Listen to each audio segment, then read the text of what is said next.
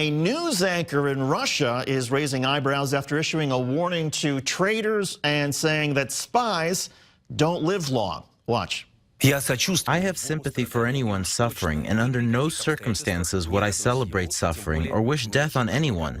But for purely educational purposes, I have a warning for anyone who dreams of such a career. The profession of a trader is one of the most dangerous in the world according to statistics. It's more dangerous than that of a drug courier. It's very rare that those who have chosen it lived until a ripe old age. News anchor for state-sponsored Russian media. What? Joining us now from London is I-24 News UK and European correspondent Jonathan Sacerdoti. And Jonathan, what are the latest developments on the investigation?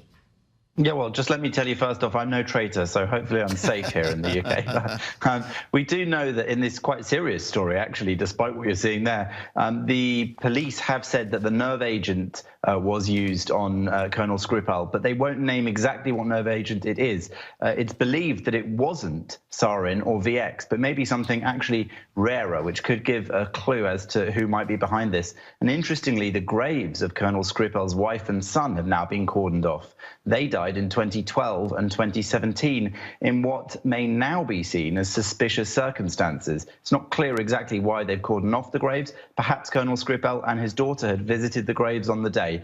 And police will still be looking over CCTV footage, possibly trying to match the faces of the people they see in the area around the time of the attack with faces from other sources, maybe including airport CCTV, to see if anyone came in and out of the country around the right time to have been involved in this. I mean, if this wasn't so horrific, it seems like something out of a movie. And now we're learning that 21 people were exposed to this nerve agent and got sick from it.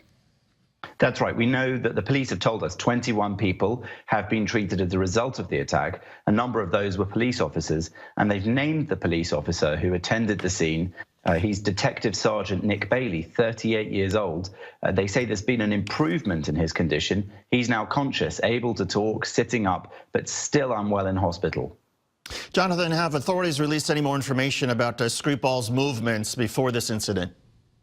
Well, some reports have been saying that he recently met with an MI6 handler in Salisbury, that's the British intelligence services, and a former associate of his, who is also a Russian exile, said that that in fact Skripal had been visiting the Russian embassy once a month on a regular basis, which certainly suggests some possible extra clues as to why all this might have happened and strengthens perhaps the argument that Russia might have been involved.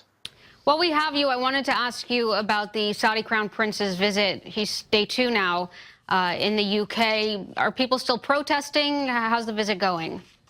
Well, the protests were mostly yesterday when he was visiting Theresa May in Downing Street, but really behind the protests and behind the glamour as well of those royal and state greetings that he was receiving, it's the nuts and bolts of this is that this is a trade mission. For Britain, there's a need to increase and strengthen ties, especially trade ties, as the country prepares to leave the European Union.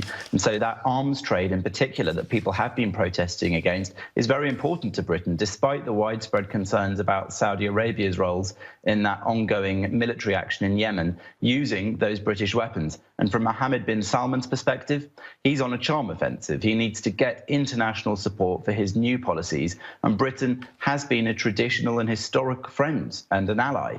So this is important for him because he's making those rapid changes at home and he wants that support elsewhere in the world. And of course, the Saudi economy is still feeling the effects of the persistent decrease in oil prices since 2014. So rapid change and international support are essential to help the kingdom plan for the future.